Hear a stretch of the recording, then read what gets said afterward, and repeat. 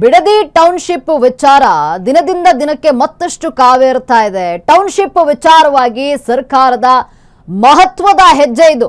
ಯೋಜನೆ ಪರಿಶೀಲನೆಗೆ ಸಮಿತಿಯನ್ನ ಈಗ ಸರ್ಕಾರ ರಚನೆ ಮಾಡ್ತಾ ಇದೆ. ಬಿಡದಿ ಟೌನ್ಶಿಪ್ ವಿಚಾರ ನೋಡಿ ಕಾವೇರ್ತಾ ಇದೆ. ಈಗ ಟೌನ್ಶಿಪ್ ಹಂಗಾಮ ಮತ್ತಷ್ಟು ಕಾವೇರಿದೆ.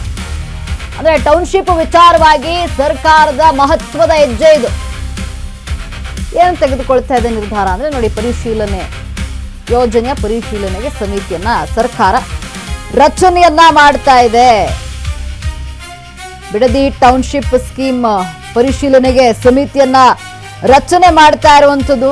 ಸಮಗ್ರವಾಗಿ ಪರಿಶೀಲಿಸಿ ವರದಿಯನ್ನ ಸಲ್ಲಿಸಲು ತಜ್ಞರ ಸಮಿತಿಯನ್ನ ಮಾಡಲಾಗಿದೆ. ಆಗಸ್ಟ್ 10ರಂದು ಸರ್ಕಾರದಿಂದ ಅಧಿಕೃತ ಆದೇಶ. ಆಗಸ್ಟ್ 11ರ ಕರ್ನಾಟಕ ರಾಜ್ಯ ಪತ್ರದಲ್ಲಿ ಆದೇಶ ಪ್ರಕಟ. ಬಿಡದಿ ಟೌನ್ಶಿಪ್ ಪರಿಶೀಲನೆಗೆ 4 ಸಮಿತಿಯನ್ನ ರಚನೆ ಮಾಡಲಾಗಿದೆ. ನಿವೃತ್ತ ಮುಖ್ಯ ನ್ಯಾಯಮೂರ್ತಿ ನರೇಂದ್ರ ಸಮಿತಿ ಅಧ್ಯಕ್ಷರಾಗಿದ್ದಾರೆ. 30 ದಿನಗಳಲ್ಲಿ ಸರ್ಕಾರಕ್ಕೆ ವರದಿಯನ್ನ ನೀಡಲು ಸೂಚನೆಯನ್ನ ನೀಡಲಾಗಿದೆ. ಬಿಡದಿ ಟೌನ್ಶಿಪ್ ವಿಚಾರ ಈಗ ಮತ್ತಷ್ಟು ತಿರುವನ್ನ ಪಡೆದುಕೊಳ್ತಾ ಇದೆ. ಅಂದ್ರೆ ಬಿಡದಿ ಟೌನ್ಶಿಪ್ ವಿಚಾರವಾಗಿ ಸರ್ಕಾರ ಈಗ ಮಹತ್ವದ ಹೆಜ್ಜೆಯನ್ನ ಇಟ್ಟಿದೆ. ಏನಪ್ಪಾ ಅಂದ್ರೆ ಯೋಜನೆ ಪರಿಶೀಲನೆ ಮಾಡಬೇಕು ಅಂತ ಹೇಳಿ ಸರ್ಕಾರ ಈಗ ಮುಂದಾಗಿದೆ. ಏನು ಬಿಡದಿ ಟೌನ್ಶಿಪ್ ಯೋಜನೆಯನ್ನ ಸರ್ಕಾರ ಕೈಗೊಂಡಿದೆಯಲ್ಲ ಅದನ್ನ ಪರಿಶೀಲನೆ ಮಾಡಬೇಕು. ಯಾಕಂದ್ರೆ ಬಿಡದಿ ಟೌನ್ಶಿಪ್ ವಿಚಾರ ರೈತರು ಸಾಕಷ್ಟು ವಿರೋಧವನ್ನ ವ್ಯಕ್ತಪಡಿಸಿದ್ರು, ಸಾಕಷ್ಟು ಹೋರಾಟಗಳಾಯಿತು, ಪಾದಯಾತ್ರೆನ JDS ನಡೆಸ್ತು.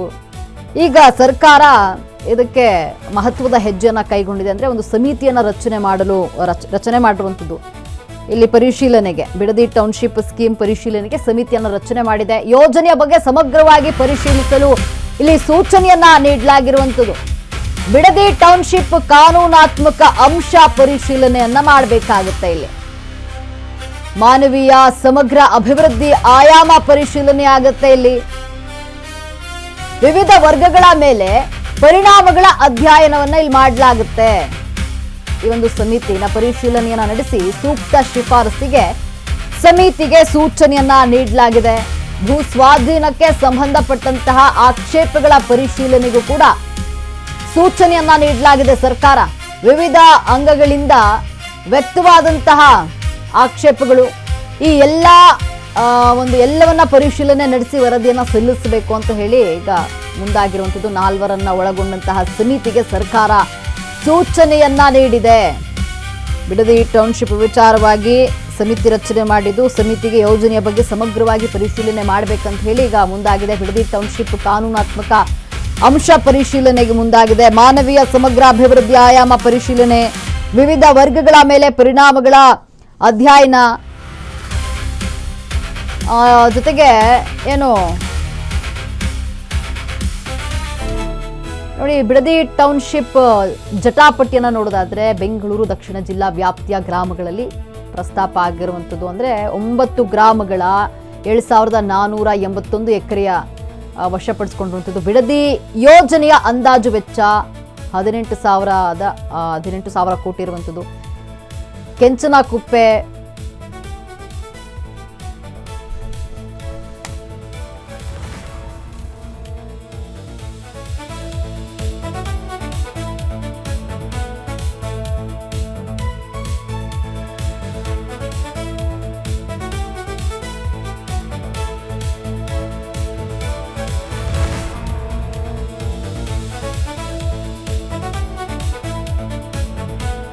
ನೋಡಿ, ಬಿಡದಿ ಟೌನ್ಶಿಪ್ ಯೋಜನೆಯ ಜಟಾಪಟಿ ಏನು ಅಂತ ನೋಡೋದಾದ್ರೆ 9 ಗ್ರಾಮಗಳಲ್ಲಿ 7481 ಎಕರೆ ಪ್ರದೇಶದ ಯೋಜನೆ ಪ್ರಸ್ತಾಪ. ಬೆಂಗಳೂರು ದಕ್ಷಿಣ ಜಿಲ್ಲಾ ವ್ಯಾಪ್ತಿಯ ಗ್ರಾಮಗಳಲ್ಲಿ ಪ್ರಸ್ತಾಪ. 9 ಗ್ರಾಮಗಳ 7481 ಎಕರೆ 21.8 ಎಕರೆ ಪ್ರದೇಶಗಳಲ್ಲಿ ಯೋಜನೆ. ಬಿಡದಿ ಯೋಜನೆಯ ಅಂದಾಜು ವೆಚ್ಚ ಅಂತ ನೋಡೋದಾದ್ರೆ 18,133 ಕೋಟಿ. ಕೆಂಚನಕುಪ್ಪೆ, ಒಡೆರಹಳ್ಳಿ, ಮಂಡಲಹಳ್ಳಿ, KG ಗೊಲ್ಲರಪಾಳ್ಯ, ಪನ್ನಿಗಿರಿ, ಅಲ್ಲಾಳ ಸಾಂದ್ರ, ಹೊಸೂರು ಸೇರಿ ಗ್ರಾಮಗಳ ಉಲ್ಲೇಖ ಆಗಿದೆ. ಇಲ್ಲಿ ಇನ್ನು 7 ಗ್ರಾಮಗಳ 5,461 ಎಕರೆಯ 5 ಗುಂಟೆ ಜಮೀನಿಗೆ ಅಧಿಸೂಚನೆ ನೀಡಲಾಗಿದೆ. ಇನ್ನು ಭೂಮಾಲೀಕರಿಗೆ ಪರಿಹಾರವನ್ನು ನೀಡುವಂತಹ ಪ್ರಕ್ರಿಯೆ ಈಗ ಪ್ರಗತಿಯಲ್ಲಿರುವಂಥದ್ದು. ಇದು ಒಂದು ಬಿಡದಿ ಟೌನ್ಶಿಪ್ನ ಜಟಾಪಟ್ಟಿಯಾಗಿರುವಂಥದ್ದು. ಅಂದರೆ ಸಮಗ್ರವಾಗಿ ಪರಿಶೀಲನೆ ಮಾಡಬೇಕಂತ ಹೇಳಿ ಒಂದು ಸಮಿತಿಯನ್ನು ರಚನೆ ಮಾಡಿರುವಂಥದ್ದು ಸರ್ಕಾರ ಮಹತ್ವದ ಹೆಜ್ಜೆಯನ್ನು ಕೈಗೊಂಡಿದೆ. ಈ ಬಿಡದಿ ಟೌನ್ಶಿಪ್ ವಿಚಾರವಾಗಿ ಬಿಡದಿ ಟೌನ್ಶಿಪ್ ವಿಚಾರಕ್ಕೆ ಸಾಕಷ್ಟು ವಿರೋಧ ವ್ಯಕ್ತವಾಯಿತು. ರೈತರು ಹೋರಾಟವನ್ನು ಮಾಡಿದ್ರು, ಜೊತೆಗೆ JDS ಪಾದಯಾತ್ರೆಯನ್ನು ನಡೆಸ್ತು, ಪಂಥ ಆಹ್ವಾನಗಳು ನಡೀತು ಇಲ್ಲಿ ಈ ವಿಚಾರವಾಗಿ. ಇದೀಗ ಸರ್ಕಾರ ಮಹತ್ವದ ಹೆಜ್ಜೆಯನ್ನು ಕೈಗೊಂಡಿದೆ, ಅಂದರೆ ಪರಿಶೀಲನೆಗೆ ಮುಂದಾಗಿದೆ ಈ ಒಂದು ಬಿಡದಿ ಟೌನ್ಶಿಪ್ ವಿಚಾರವಾಗಿ. ಬಿಡದಿ ಟೌನ್ಶಿಪ್ ಸ್ಕೀಮ್ ಪರಿಶೀಲನೆಗೆ ಸಮಿತಿಯನ್ನ ಸರ್ಕಾರ ರಚನೆ ಮಾಡಿದೆ. ಟೌನ್ಶಿಪ್ ವಿಚಾರವಾಗಿ ಮಹತ್ವದ ಹೆಜ್ಜೆಯನ್ನು ಕೈಗೊಂಡಿದೆ. ಸಮಗ್ರವಾಗಿ ಪರಿಶೀಲಿಸಿ ವರದಿಯನ್ನ ಸಲ್ಲಿಸಬೇಕು ಅಂತ ಹೇಳಿ ತಜ್ಞರನ್ನ ನೇಮಿಸಲಾಗಿದೆ ಇಲ್ಲಿ, ಅಂದರೆ ಸಮಿತಿಗೆ ನೇಮಿಸಲಾಗಿರುವಂಥದ್ದು. ಆಗಸ್ಟ್ 10ರಂದು ಸರ್ಕಾರದಿಂದ ಅಧಿಕೃತವಾಗಿ ಆದೇಶ ಹೊರಡಿಸಲಾಯಿತು. ಆಗಸ್ಟ್ 11ರ ಕರ್ನಾಟಕ ರಾಜ್ಯ ಪತ್ರದಲ್ಲಿ ಆದೇಶ ಪ್ರಕಟ ಆಯಿತು. ಬಿಡದಿ ಟೌನ್ಶಿಪ್ ಪರಿಶೀಲನೆಗೆ 4 ಸಮಿತಿಯನ್ನ ಈಗ ರಚನೆ ಮಾಡಲಾಗಿದೆ.